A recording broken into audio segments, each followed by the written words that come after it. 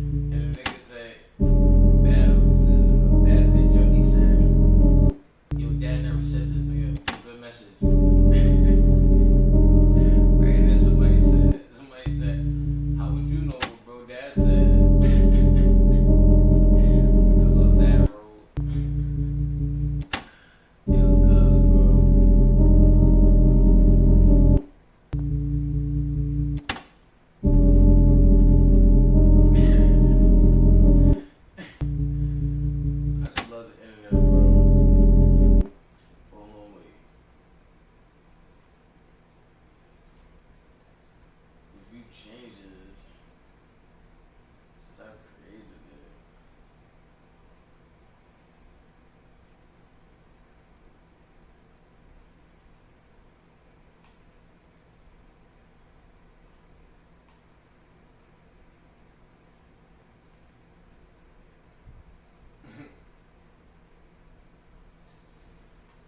Ew, I'm crying.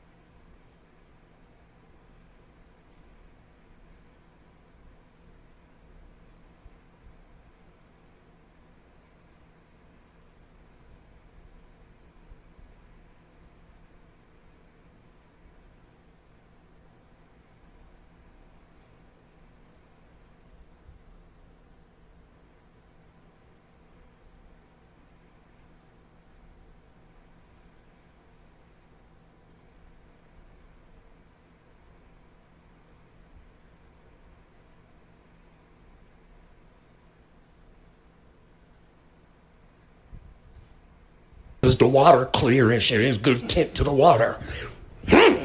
Concussion. Look at homie. Look how his neck is. His neck. Oh my God, whiplash. One more. Y'all niggas ain't done.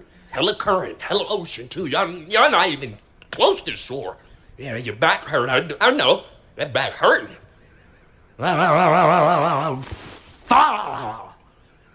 Yo, girl. One more.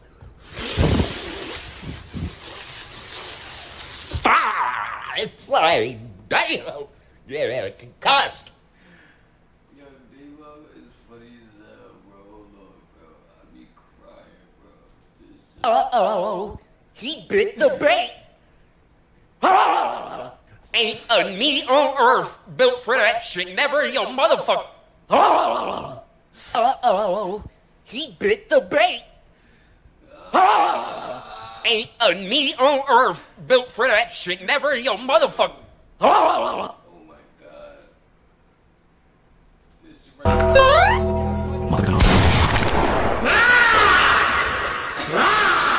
लेकिन बेटे को नाम कमाना पड़ता है. Ooh, damn it! I've never seen a gnat do that shit, and I've had plenty of it. You know what I'm saying? You know what I'm putting down? I was getting so much bobblehead at one point. I had Shorty do a headstand off the bed. like, this shit right here crazy. Somebody call the fucking fire department. That's why you don't need to be out there on that kangaroo shit no more. Nuts stuck in a fence. He was trying to do that kangaroo shit. He was trying to jump over that fence. And he jumps out. The nuts get caught. Why is there nuts in a fence? Because you bullshitting out there. It's fucked up. Somebody's actually gonna have to lift the nuts free. Bro just got a damn stick and just poking at him. Like, what the fuck? Just like that.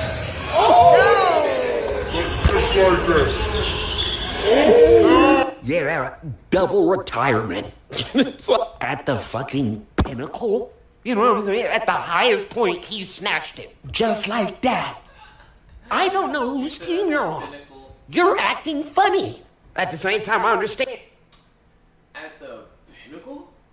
Nah, Davo's funny as hell, bro. She busted. Paisley Baldwin. Damn it! Let's start it off. First things first. Torn quadriceps. Then it's your groin. That mother... Fucking... And we done. Nah, he crazy for this, but that shit boing boing. Alright, Jimmy Howard video.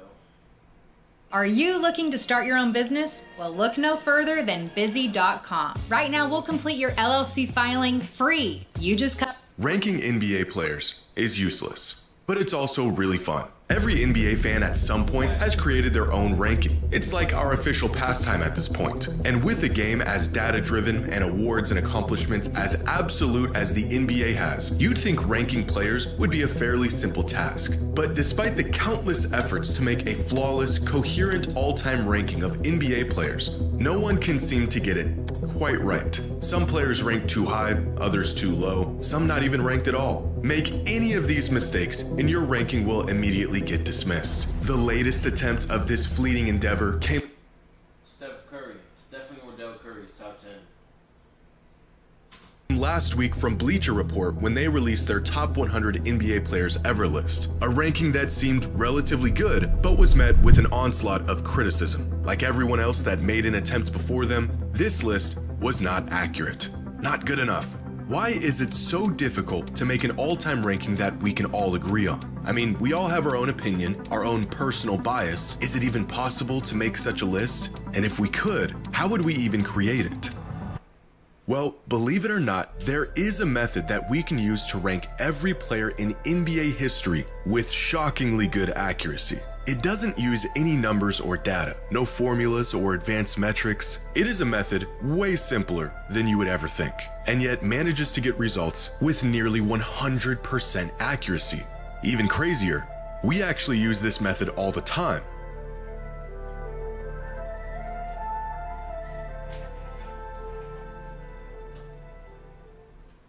Today's video is sponsored by SeatGeek. Whether you're looking for concert tickets or 10% off any tickets only on SeatGeek. Last week, Bleacher Report released their top 100 NBA players ever list. And to absolutely no one's surprise, people were not happy about it. Among some of the more glaring complaints about Bleacher Report's list include Shai Gilgeous-Alexander, the now MVP, Finals MVP, and champion, not even making the list. Jason Tatum landing at 93. John Stockton ranked ahead of players like Chris Paul and Kawhi Leonard, and of course Kobe Bryant falling outside of the top 10. Despite polling their staff of NBA experts, writers, and editors, the results of this comprehensive ranking only left people confused and annoyed. Ranking players should not be this difficult, and yet it is. But to understand why it's so difficult, we first need to understand why every ranking, no matter how thought out it is, how logical the criteria is, how much data was used, always falls short. One popular approach that some fans and experts have taken over the years is the formula method. Create a point-based system and apply those points to various factors like career stats, accolades, and impact to make an objectively accurate ranking. A method that has been tested countless times with varying levels of success. Who you got top 5, ZB?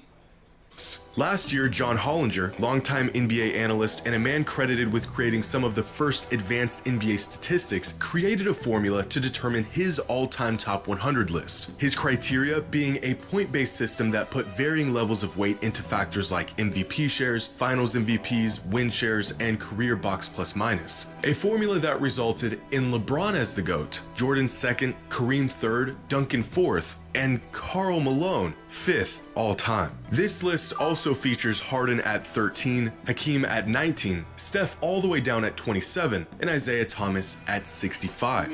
This Reddit user went through the trouble of creating an entire model from scratch to achieve the goal of, as he put it, quantifying careers using a formula that combines accolades with simple advanced stats while compensating for era and benchmarking plus adjust. I don't know if you heard me, I said who you got top 5.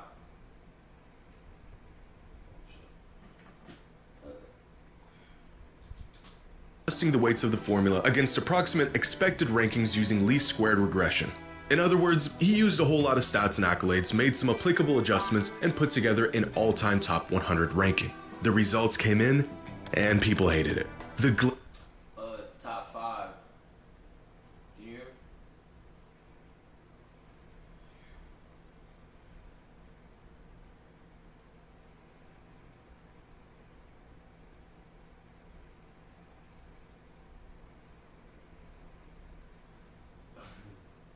Glaring flaw in this method, as well as every other method that attempts to be completely objective in its approach, is that it's not objective. Even concrete things like stats and awards will inevitably have some sort of weight or value attached to them based partially off of opinion. What is a championship worth, and how do you factor it in? Should there be an era tax on players who played half a century ago? If there is, when does it no longer apply?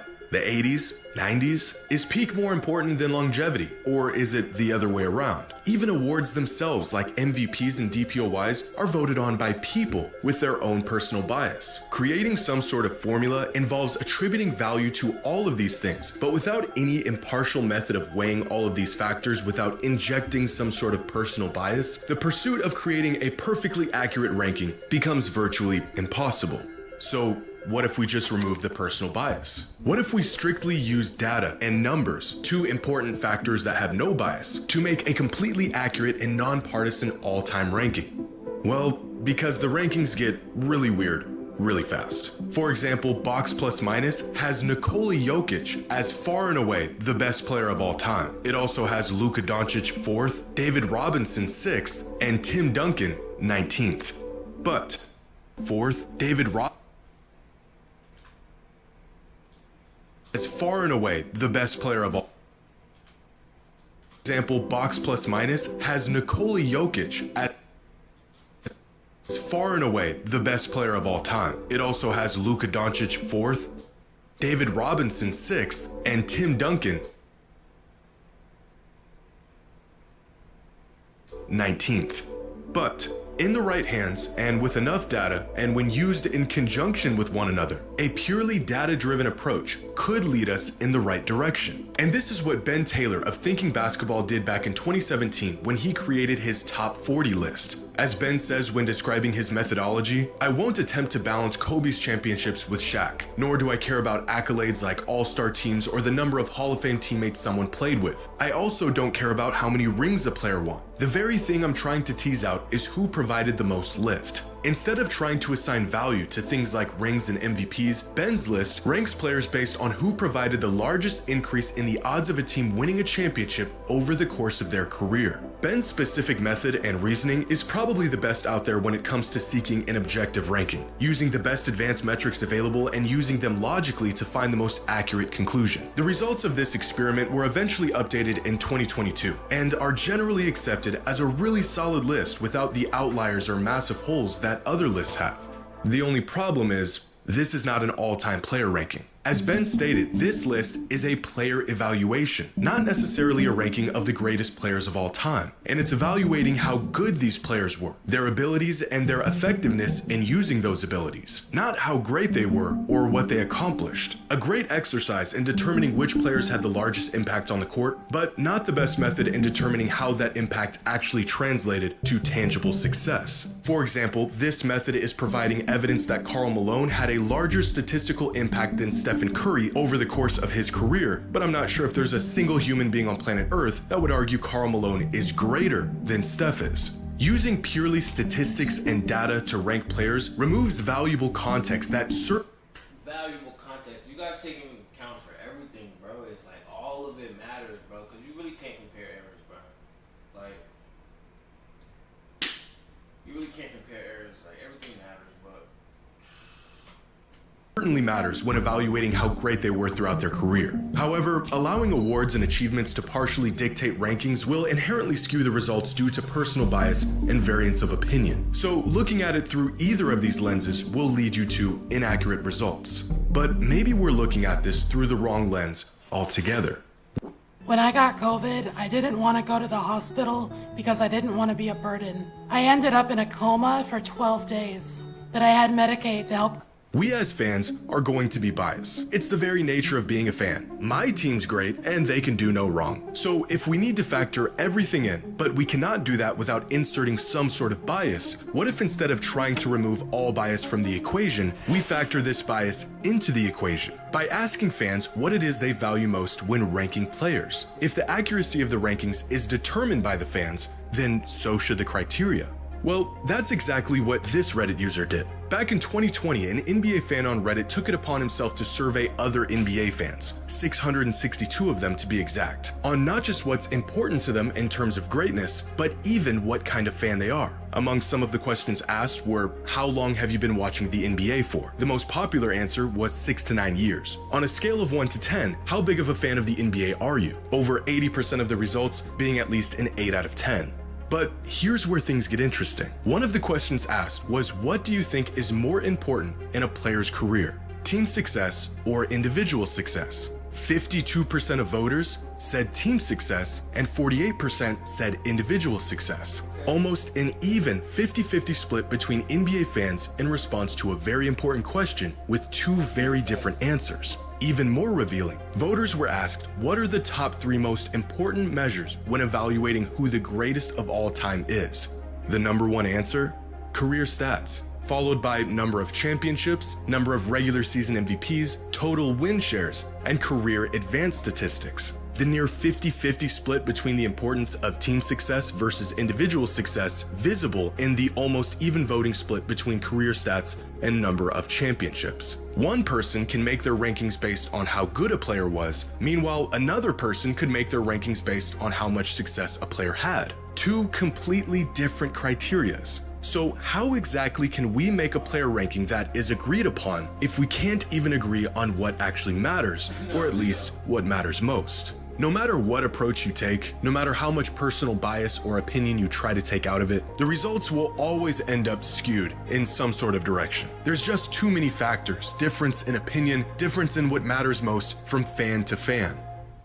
But there is one way, one method that has been proven to be the best way to get to an accurate conclusion about things otherwise not agreed upon. What is this scientifically backed method? It's the exact one Bleacher Report used. Ask people, have you ever seen the show Who Wants to Be a Millionaire? Let's play Who Wants to Be a Millionaire right now. It was a game show where contestants would answer a series of multiple choice questions, with each correct answer winning them more money and progressively getting more difficult until the eventual $1 million question. Now, this game show would feature one sole contestant at a time who had to answer these questions by themselves. However, each contestant was granted what were called lifelines, tools the contestant could use to help them answer difficult questions. These 3 lifelines were 50-50, eliminate 2 of the 4 options in a multiple choice question, leaving the contestant with a 50% chance of getting the right answer. Phone a friend, where the contestant could call a friend live on the show for help. And the third one was Ask the Audience, where each member of the audience would vote on what they thought was the correct answer to any given question. All of these lifelines were valuable, but one of them in particular resulted in the correct answer far more than the others. The 50-50 lifeline, as the name suggests, got contestants to the correct answer about 50% of the time. Phoning a friend resulted in contestants getting the correct answer 66% of the time. But asking the audience resulted in the correct answer 92% of the time. By far, the most accurate method of coming to the correct answer for any question in the show's history. And this is a demonstration of a concept known as the wisdom of the crowd, an idea that refers to the collective judgment of a group of people often being more accurate than the judgment of any single individual, even an expert. And it is an incredibly accurate method of arriving on the correct answer to any logical question. In 2011, the BBC network put this concept to the test by filling a jar with jelly beans and asking 160 contestants how many jelly beans they thought were in the jar. The answers were absolutely insane, ranging from 500 to 50,000. And yet somehow their collective average was unbelievably close to the actual number. After conducting their experiment, it was revealed that there were exactly 4,510 jelly beans in the jar. The average guess among all 160 participants, 4,515. Despite their variance in answers, on average, the participants were able to get within 99.9% of the correct answer. By aggregating the opinions or estimates of many individuals, the errors and biases of individual judgment tend to cancel each other out, leading to a collective result that is closer to the truth. And in possibly the most roundabout way I could conjure up, I think this same exact concept can be applied to ranking NBA players on an all-time list. Regardless of what the individuals value most and our own personal bias, if you ask enough people, chances are you'll more than likely end up at an accurate result. Better than strictly using stat-based metrics, better than the eye test or a combination of multiple factors. Simply asking people who the greatest players of all time are will show you exactly who the greatest players of all time are. And evidence of this can be found within the results of Bleacher Report's ranking. Someone ranked Kobe Bryant 18th all time. Their personal top 100 ranking is probably a little wacky, but this vote inadvertently balances out someone else who voted Kobe 4th all time. Same goes for every single player on this list. Someone had Jokic 12th all time, another voter had him 28th, and everyone else had him somewhere in between. The range of votes for Charles Barkley are probably the largest of any player on this list, with one vote for him as the 18th greatest player and another with him as the 74th greatest player. With individual rankings like this, you'd think the final result would be a mess, and yet Barkley ended up being ranked 25th all time, right about where he should be. Can we make a completely accurate ranking of the greatest NBA players ever? Well, we can get really close. In terms of how we would create it and what it would look like, you're looking at it. This isn't a matter of opinion, it is a statistical principle. As Bleacher Report put it when describing their methodology, it's an impossible task, especially when confronted with the reality of comparing players from different eras. Stats help, but calculators won't ever figure all of this out. But asking enough people just might.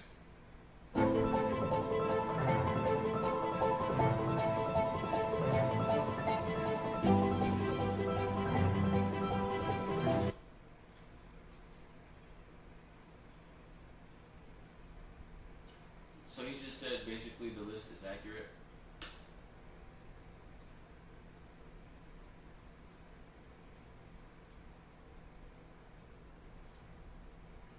Real song. Oh my god. I was Not gonna lie, Loki was falling asleep, chat.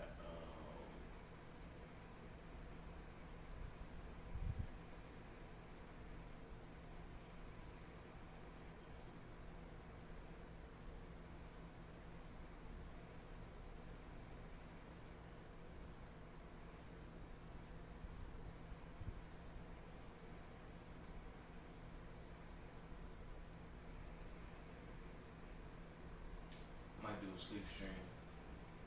But niggas was saying my shit was freezing though, but I don't